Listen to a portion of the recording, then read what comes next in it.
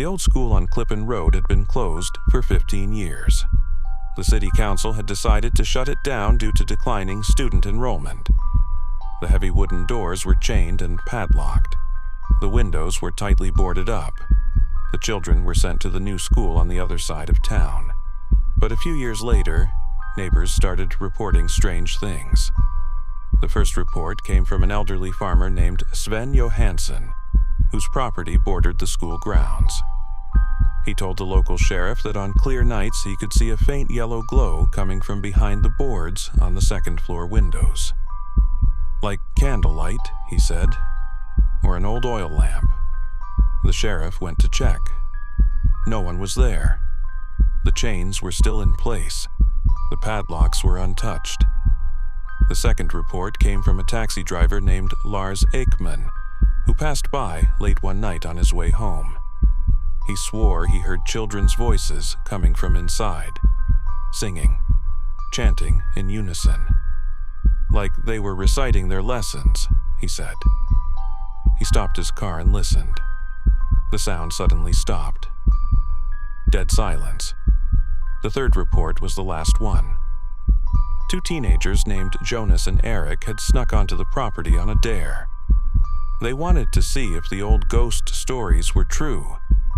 Peering through a gap in the boards on a ground floor window, they saw faces. White faces. Several of them. Staring back at them. The boys ran. One of them spent 3 days in the hospital. The doctor's report said, acute psychological trauma. A small documentary team from Stockholm heard about the stories. They got permission from the county authorities to enter the building. On a cold February evening, they stood before the old schoolhouse, cameras ready. The producer, a woman named Elin, looked up at the dark windows.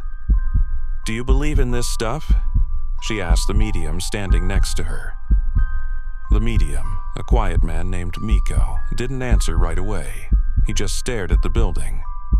Finally, he said, "I believe they believe, and that's enough to start." From inside, a sound echoed through the frozen air, the sound of chalk on a blackboard. Chapter 1. The Key. The county caretaker, a man named Gunnar, arrived with a set of rusted keys. It took 3 tries to find the right one. The lock groaned, then clicked open. The chain rattled as it fell away. The door swung inward with a long, low creak. A smell rolled out that made everyone step back. Dampness, mold, and something else. Something sweet and sickly. Like flowers left too long in water. Like a funeral home. Elin covered her nose with her scarf. "My God, what is that smell?" Mikael said quietly, "Not the smell of death. Something else. Waiting. Patience. Long patience." The hallway stretched before them, dark as a tunnel. Flashlights clicked on. The beams swept across old lockers, rusted and dented. Bulletin boards with faded announcements from decades past. Classroom doors on both sides, some slightly ajar, as if someone had just stepped out. The sound technician, a young man named Goran, pressed his headphones tight to his ears.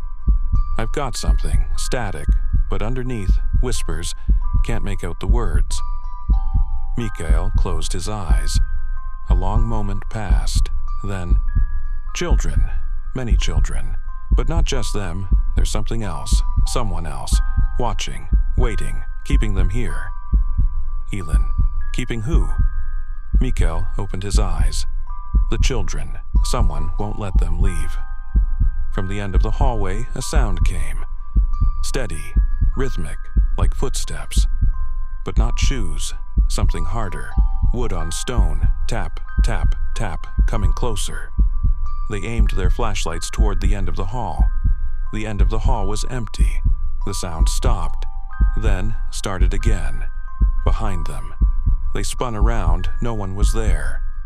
Suddenly, a classroom door slammed open, by itself, violently, as if kicked from inside. Chapter 2. The Lesson. They entered the classroom. Old wooden desks bolted to the floor in neat rows. A blackboard at the front, covered in writing. White chalk, but not Swedish. Strange symbols. Elongated letters, like nothing any of them had seen before. Joran adjusted his headphones. Whispers. Children whispering. They're saying something, repeating it. He turned up the volume. From the speakers came a faint sound. Children's voices, chanting together. The language was foreign, but the rhythm was unmistakable. The rhythm of a classroom reciting a lesson in unison. Mikael stepped closer to the blackboard, ran his finger along the chalk marks. This isn't Swedish. It's not even Norwegian or Danish. This is old, much older, like Old Norse, like something from before the Vikings. Ellen was stunned. Old Norse? In Småland? Mikael turned. What was here before this school? What was on this land? One of the crew quickly checked on his phone. The color drained from his face. There was a cemetery here, an old cemetery, from the Viking Age. When they built the school in 1920, they moved the graves, supposedly. The whispers grew louder, clearer now. Children, many children, chanting the same phrase over and over. Goran's eyes widened. They're saying, "We were here first. We never left. You can't make us leave." Suddenly, the classroom door slammed shut. Everyone jumped. Goran ran to it, grabbed the handle, pulled. It didn't open, locked. They were trapped inside the classroom.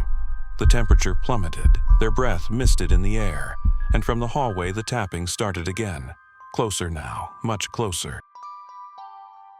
Chapter 3. Recess. Mikael held up his hand. "Stay calm, don't show fear, they feed on fear." Elin whispered, "Who?" "Mikael, the children, and him, the one in charge." From the hallway, another sound now, running. Small feet slapping on old wooden floors. Laughter, children's laughter, but hollow, cold, echoing like it came from the bottom of a deep well.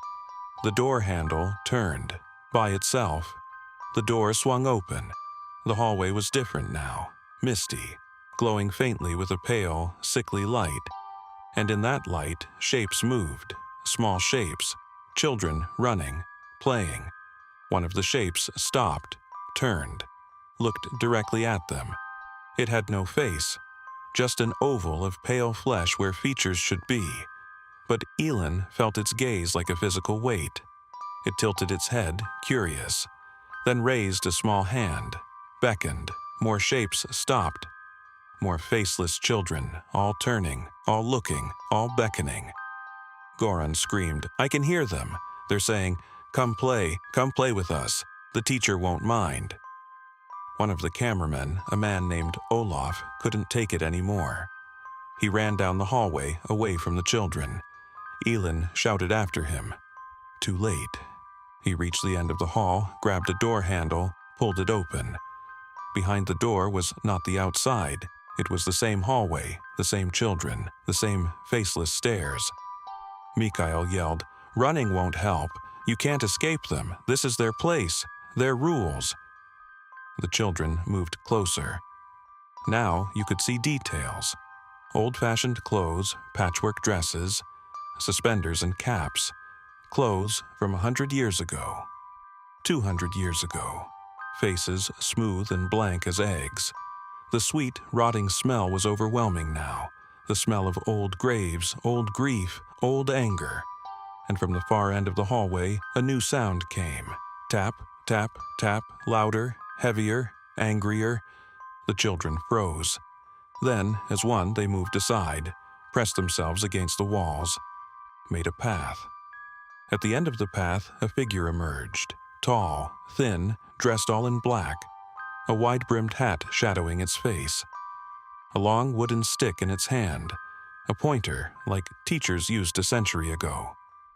It had no face either, but where its eyes should be, 2 points of red light glowed in the darkness. The teacher.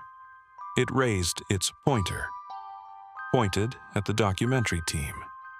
pointed at the classroom door behind them, and the children spoke as one, in perfect Swedish now. "Sit down, the teacher is angry."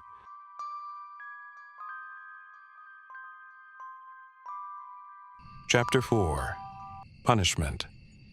The world blurred. Lights flickered and died, complete darkness.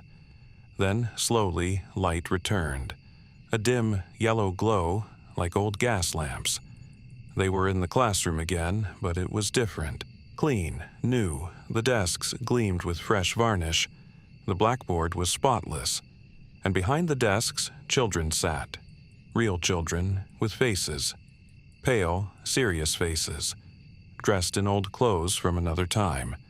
Heads bent over slates, writing with chalk.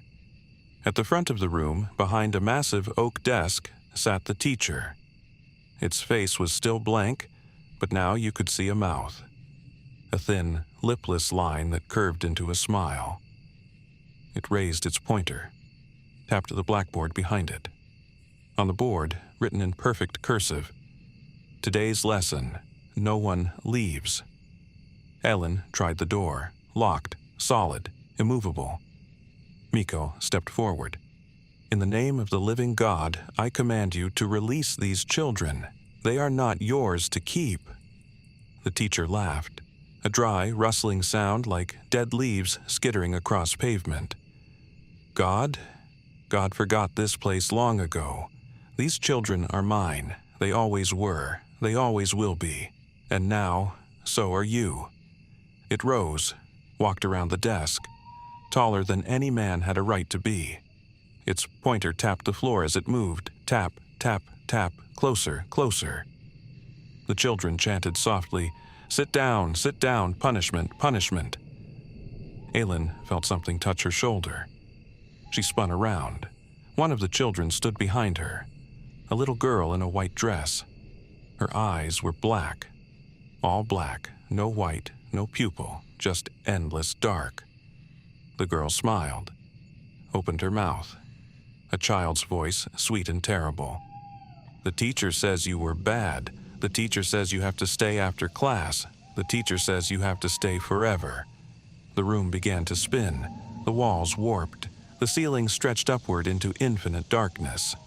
The children's chanting grew louder, faster, more urgent. "Sit down, sit down, sit down, sit down, sit down," Elin screamed, and then silence. Chapter 5. Morning. Cold. Hard floor. Gray light filtering through dirty windows. Elin opened her eyes. She was lying in the hallway of the old school. Morning light streamed through cracks in the boarded windows. Mikael lay nearby, groaning. Goran was curled against the wall, shaking. Olaf was gone. They found him outside, wandering in the snow, 1/2 mile from the school. He couldn't speak for 3 days. When he finally did, he only said one thing. "The teacher said I could go, the others have to stay." They packed up their equipment. Left, never went back. But as they drove away, Aylin looked in the rearview mirror. The school stood silent against the gray winter sky, and in an upper window, a face watched them go. A small face, a child's face, pressed against the glass. It had no features, but Elin knew it was smiling. Epilogue: The investigation. A week later, a county inspector named Johan Pedersen went to inspect the school. He found nothing unusual, just an old building slowly rotting away. But in the basement, behind a false wall that had been added sometime in the 1920s, workers found something. A small room. And in that room, 3 tiny skeletons. Children, dressed in clothes from the early 1900s. The school records showed that 3 students had disappeared in 1918. Their names were Anna, Axel, and Lisbeth. They were never found. The teacher at the time, a man named Malte Bergman, had been suspected but never charged. He died in 1920, the same year the school was expanded. His body was never found either. The small skeletons were reburied in the old Vimmerby cemetery. The school was demolished the following year. Today, the land is an empty lot, overgrown with weeds. But neighbors say that on quiet winter nights when the wind blows just right, you can still hear them. Children's voices, singing, reciting their lessons, and underneath it all, a steady tapping. Tap, tap, tap.